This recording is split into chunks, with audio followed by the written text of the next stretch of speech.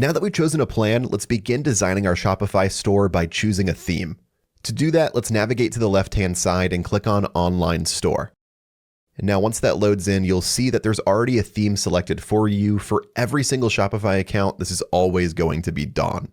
But if you want to select a different theme, just scroll down to the bottom here and click on Visit Theme Store.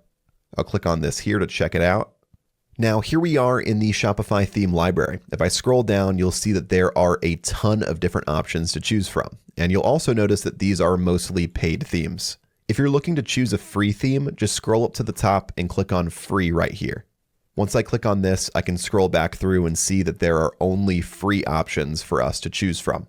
I'd recommend taking some time here, looking through all of these themes and seeing which one is going to work best for your store. Once you find a theme that you like, for example here, I'll go with the Spotlight theme.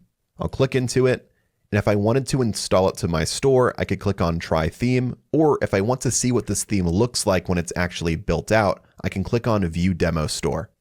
Let's click on this here to check it out, and now I can see what this store actually looks like, and I'm able to interact with it to see if I really like the theme. Now if I wanted to install it, I can click on Try Theme in the top right, and now Spotlight will be added to my theme library. Give Shopify some time here to add it to my theme library. You'll see that it was successful, and then if I scroll down, you'll see Spotlight has now been added to my theme library.